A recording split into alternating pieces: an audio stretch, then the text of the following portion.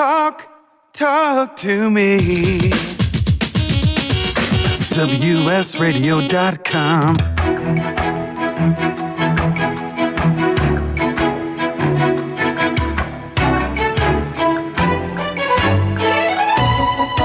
The San Diego Council on Literacy brings you Literacy for All with your host, Jose Cruz. Welcome to the show. I'm Jose Cruz from the San Diego Council on Literacy. You're listening to the Literacy for All radio show on WS Radio. We have a guest that we're bringing back from a few months ago.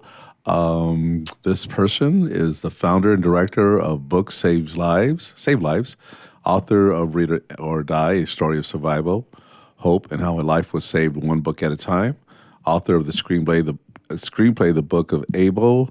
Let me get through all of this, Daphne. Welcome to the show, Daphne Russell. Hi, Jose. Man, I miss seeing you. How you been? I know. I just love even hearing your voice. I know, right? Happy. Yeah. I'm recovering for a cold, so I sound a little bit different today. But anyway, it's still you. Yeah, it's still working. Hey, thank you, man. Things are happening. So excited for what you're doing. We just finished a couple of segments with folks from the Juvenile Court Book Club. They host book clubs. This is right down your alley. They host a book club in incarceration facilities for teens, and do the best that they can to generate, create access to books that the kids are going to be able to relate to. It's a little bit of a struggle. Something I think you're very, very familiar with. Do you want to talk about that? Because I think where we come together is that we want young people to read, but we're not creating enough incentive and relating to them in today's world. Well, it's about relating to them and finding books that will relate to them and finding books that they feel comfortable with. There's a lot of ego involved where they don't want anyone to know really how well they can or cannot read, so they just mask it. And really, it's just being able to find for me, it's a classroom library, or providing a library for, juveniles. What she does would be great to do a juvenile book club. But it's providing the right books and then creating a relationship between you and the child and the book. Right. And that's all you have to do. Jason Reynolds, who's now the Young Literature Ambassador, he says the same thing. He creates relationships with kids, and then he uses that to provide books, and that's the whole point. And I know you've had to be cutting edge and put yourself on the line in order to make those relationships happen. In order to have the relationship with your students, and then provide access of books to them that they relate to. Tell me about that battle, because I don't envy you. I mean, Juvenile Court Book Club they kind of have it easy because the line is drawn. They can only do certain things, but I think you crossed the line a few times, right? Oh, yeah, I do. I cross the line, and then I'm lucky that nobody really asked me. But the thing is that the line's provided and created by people who don't actually read. I really believe that. I think non-readers don't want children to have access to books, and so they create obstacles where there should be no obstacles. And, banning books, of course, saying, oh, well, that book can't go on that shelf. It's just terrible. But so I just stand up for kids, and if I just keep my, self-balanced and, I know what's right, and it's whatever this kid wants to read, then I can always stand up for any book. And I've had to, not worry about getting in trouble and just decide I'm going to do what's best for kids. Because if I do what's best for kids, I'm usually going to win that argument. Right. And so I'm thinking here of motivations. It's like, what's the most important thing? And where you come from, I think where you have been teaching in the communities where you've taught, you're looking at young people, teenagers, low income, at risk, et cetera, who are looking for ways to connect to the world. So you're really into the whole idea of books saving lives. Right, and I truly believe that. And I've had plenty of examples of kids who've literally chosen differently. And the main character of my memoir, Read or Die, he chose differently. And because he chose differently, his nephews both have chosen differently. Right. And we have to trust that our kids, if you give them the tools, they're going to use the tools. But as it is now, teachers continue to do classroom sets and they continue to assign reading, and it doesn't work. An assigned book doesn't change me. I might like it, I might get through it, but it doesn't change me. And we need to risk all that we have in order to get books that kids will use to change their lives. And because that's what we do with our own books. Right. That's right. That's right. I mean, I tell and we people. need to provide that for them. Yes. I tell people all the time, okay, you're an adult. You have money. You go to Barnes & Noble. You walk in the door. And you go there with the idea that you're going to buy a book. Somebody hands you a book and says, this is the book you're going to buy. This is the book you're going to read. Are you going to read it? Right. Right, and probably not, and that's what we do to the kids. So here's my question: is it that, and we don't bash teachers. Is it that teachers don't understand, or teachers want to play by the rules but they'd rather not? Do you have people who are following in your footsteps who are saying, Daphne, you're right. I'm in this battle with you. I want to get literature to these kids because we need them to read, and two, we need them to understand that this is a place where you can find answers and people like you who have overcome situations like yours. Well, I definitely have people following me. It's really great. Like, I'll hear from strangers that will say, hey, I read your book. I see what you did. Can I do the same thing? How would I do it? And I think that there's a large majority of teachers are there for the kids. So the teachers, the majority of them want to do something, but they don't know what. They don't know what books. And, it just depends on the teacher. They're teacher to teacher to teacher. I thought I convinced the teacher the other day that Choice Independent reading was a good idea, but then he picked another class set of dystopian novel. He just picked one that was made since 2000 instead of, from 1965. Right. And so it's just a variety of teachers. And if anybody's interested in addressing the truth about what is happening in their classroom, I'm here to help you out. But teachers need to come to their own conclusion, somehow look at that kid in the face and go, I'm doing the best by you by providing a class set of, 1984. I mean, are they reading it or not? If they're not reading it and they're just doing Spark Notes, if you're set to be honest about that, then you decide that you need to change. And once you start to change, then everything's possible. Very good. Well, let me ask this. I mean, I love the classics. I mean, I remember, and maybe it was a different time. I mean, what do you think about ninth grade English?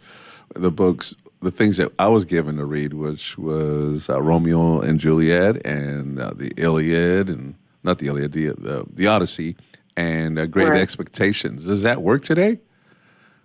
No, and I don't think it worked for the general population. I think the outliers are reading. So the English teacher, the director of the San Diego Literacy Council, those people read probably in school, but the majority didn't. In fact, my boss, he hasn't read an assigned text since fourth grade, and he is a prolific reader, but he didn't read an assigned text because assigning didn't work for him. So, I read some of them. I didn't read all of them. But the thing is that just being honest. I mean, I know a merit scholar didn't read any books. I can give you 1,000 people who didn't read them, and I'll give you one that did read them. So I don't think it worked, and I think it works less now. Got it. Actually, very, very good point. And now it tells me what I suspected all along. I'm just a nerd. After reading Great Expectations, I went downtown and bought a copy of David Copperfield for 75 cents, and I read it in 11 days, and that was such a big deal. But that was me. I don't think very many of my fellow students went out and did that and bought the full version of the Odyssey and such. So, so it's easy for us readers to assume that that's happened out there because we love those books, but it's not working today. It's just not. Right. It's not. Yeah. So I want to come to a point, and I'm not sure how much you're willing to share this. At some point, I mean, let's reconvene and talk about the book titles that you're collecting that become part of literature that is for your campaign to save lives through books. Is that list getting bigger? Are you writing another book and adding to it? What's happening? I am not adding to it. There are so many people out there that have their drive. I feel like I'm their, facilitate. Like I'm the person in between. I'm the go-between. I don't make the drugs, and I don't necessarily make them or take them, but I deal them. So, Jason Reynolds writes so many beautiful things. Mm-hmm. Like I just want kids to have those. Kwame Alexander. I want to give those books out. Jacqueline Woodson, Sharon Draper. These people have dedicated their lives to children, and we need the children to have access to those books, and we need them now. And so I personally, I don't even know what I would write if I were to write a children's book, but these people do, and their lives are dedicated to kids. So I just wanted to get this out to as many people as possible and say, choice, independent reading for all the kids, period. And that is my mantra. Yeah. Mm-hmm. Very good. Very good. We're going to go to break in just a second here. Can you tell us where people can get a hold of you, whether it's a email address or a website or a phone number? Right. So DaphneRussell.com is my personal, it has all my information, how to buy my book, my philosophy, my contact information, and then booksavelives.org is my nonprofit, where any money that's donated to that goes straight into classroom libraries. Very good. For teachers who are... Yeah, that's why I'll cut you off there, Daphne, but we'll be right back with Daphne Russell, and you're listening to the Literacy for All radio show on WS Radio, the worldwide leader in Internet talk.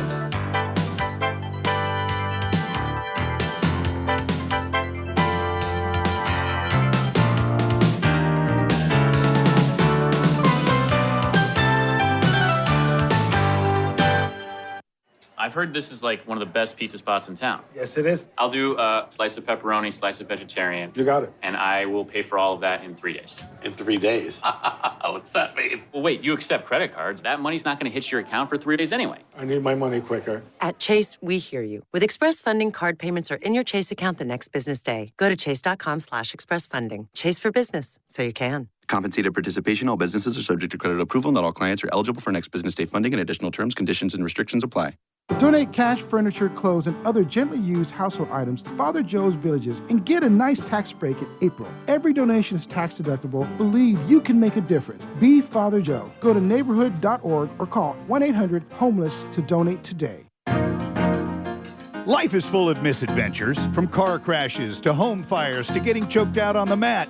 Yes, I said getting choked out because I'm Carlos Kramer, jiu-jitsu competitor, MMA and media personality, and mild-mannered insurance agent. You can follow my adventures on Kick-Ass Radio, and I can protect you from life's misadventures at Kramer Insurance. Home, auto, life, business, and workers' comp. We're at KramerINS.com, and I want you to join my world.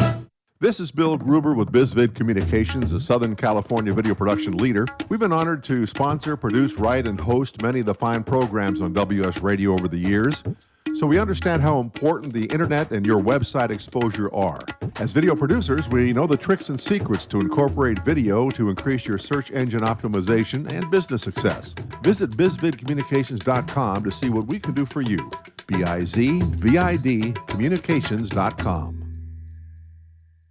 Too much to do? Not enough time to get it done? Call on the experts at Another 8 Hours for your business support needs. By partnering with Another 8 Hours, we allow you to focus on the more important matters, like being in front of your clients, doing what you do best, rather than being stuck at a desk poring over paperwork, rummaging through emails, returning phone calls, and struggling to get everything done by yourself. Meanwhile, your family and social life are going down the drain. Go to another8hours.com or call 8 more hours. That's 866-734-6877. Hi, this is Rob Barnett, VinVillage.com, where wine lovers connect. Be sure to tune in weekly to Vin Village Radio for exclusive, in-depth interviews with the who's who in wine and food. Can you imagine a world without children? A world where children don't play, or dream, or imagine? At St. Jude Children's Research Hospital, we're working every day to find cures for diseases that strike down children. Because we can't imagine a world without children. Can you? Finding cures, saving children. St. Jude Children's Research Hospital. To learn how you can help, log on to our website, stjude.org. Talk to me. WSRadio.com.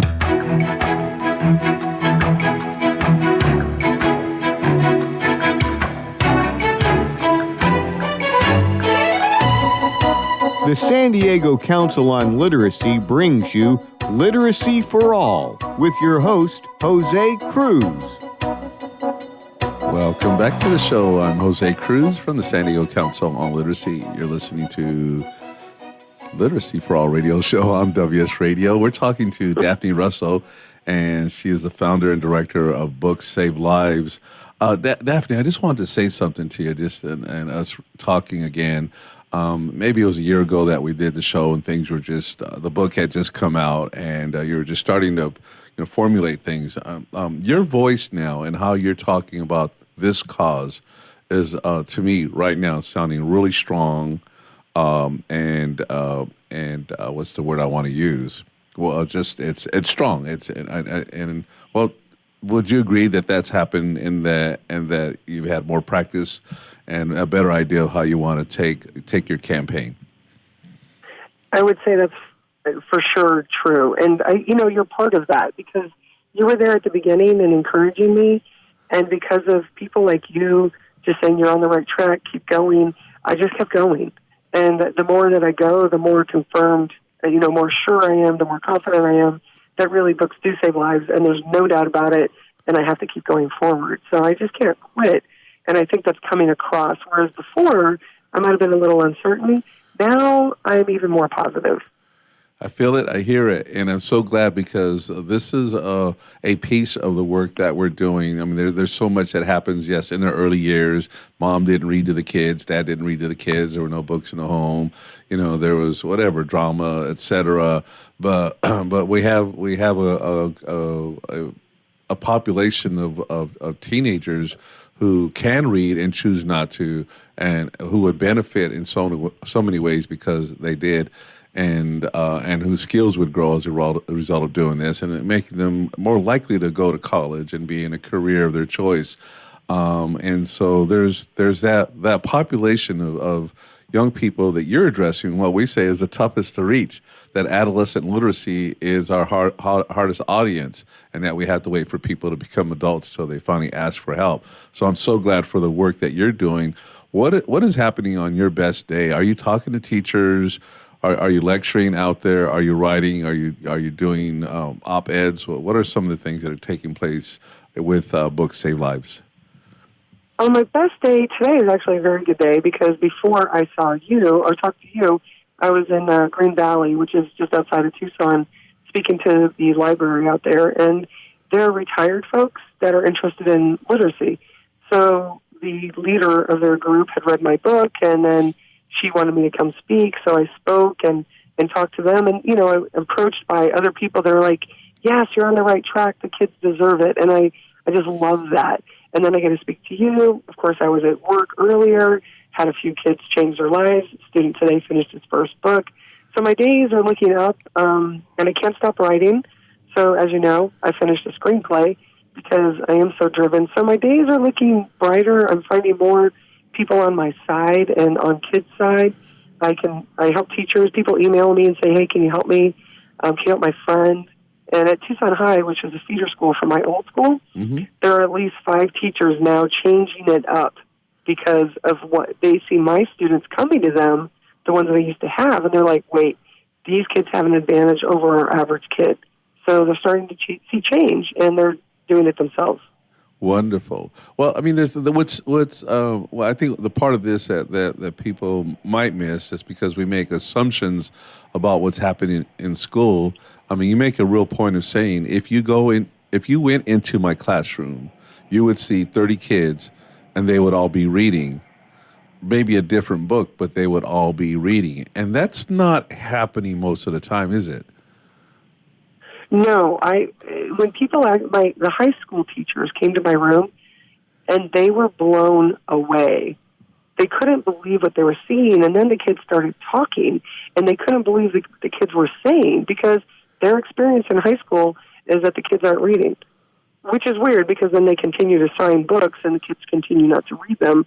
But at least seeing my 8th graders outread their high school students, I think it was very eye-opening. So I think the more people get out and actually see what real readers look like classrooms like mine, and there's more, it's not just me, of course, if they start seeing those and actually open their eyes to what's happening and believing that these children are really, truly reading in a deep way, then things will start changing.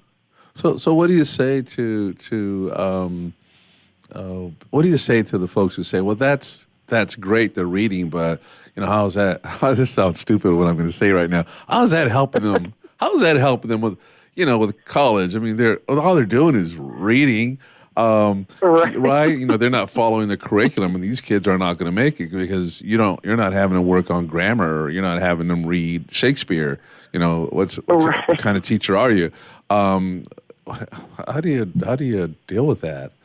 And it's like a multi-level question, but I do talk about most important book, and then I ask that person what's their most important book, and then they'll say something that was important, and they start having this heartfelt conversation, and then I'm like, okay, how about if I trade you $100 for that most important book? And that person is like, no. I'm like, right. Mm-hmm. So we need to allow our children to have most important books. And if you go to a normal class, the kids don't have a most important book. But you walk into my class, mm-hmm. and there will be fighting if you try to take away a book mm-hmm. from them. I mean, it's very apparent. But people who don't read don't see that my kids can do it and what they're doing with it. And they're changing right in front of it. They'll tell you, mm-hmm. wow, math is easier now. Wow, I understand what science he was talking about now. And they know that they didn't before they started reading.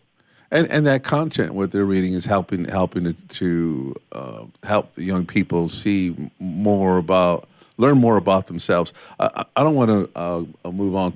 I don't want us to run out of time without saying something about your screenplay, The Book of Abel, which I've read, and let me tell you just how exciting it was for me to read that. Abel is our Rocky, Abel is our Rocky, right? And for him to overcome, for the teacher to succeed in the way that she did. But people need to see this, and I'm glad that you gave us permission to put that out there. I haven't yet, but I want to make sure that's okay. But I hope somebody picks this up because we need this story. It's just so inspiring. Tell our listeners a little bit about the Book of Abel and what you want to do with it. Okay, I love that you just called him Rocky. He is. There's so many teacher movies out there that the teacher is the main focus, and that was not, to me. I had to put the teacher as just she's in the middle. She's got the books on the left side, she's got Abel on the right side, and then of course she has, struggles. But the thing is just getting Abel that book, and then Abel gets that book, and then she just makes sure that he's going to read it, and she does everything she can to make sure, and once he starts reading it, he starts to change. And the reason I had to do it is because our reading has to change. There are millions of Abels out there just needing the opportunity to find the book that speaks to them. So I tried to make it in a way that somebody's going to want to pick it up. I made it as Hollywood, normal, what you're going to want to go see, what you're going to cheer, and you're going to cry. And that's what I wrote. And I wrote it because I had to, because reading has got to change. School has got to change. We need to honor our children. Wonderful, wonderful. Well, we want to hear more about what happens next with the Book of Abel, and just all the other things that you're doing, Daphne, and creating this, sending on this messaging to help us capture the attention of our young people, because they have so many other things that are capturing them and distracting them, and we know just the power of reading and what it can do. Last words, you got about 10, 15 seconds, how people can get a hold of you, whatever you want to say. Okay, DaphneRussell.com, BooksSaveLives.org. Email me, call me, everything's on there. Thank you, Jose, for doing this. I really appreciate you. We'll get the Book of Abel on the big screen. That has got to happen, and I really appreciate your endorsement. I really appreciate you reading it. Thank you for doing what you're doing. You've been listening to Daphne Russell, the Literacy for All radio show. We're on WS Radio, the worldwide leader in Internet talk.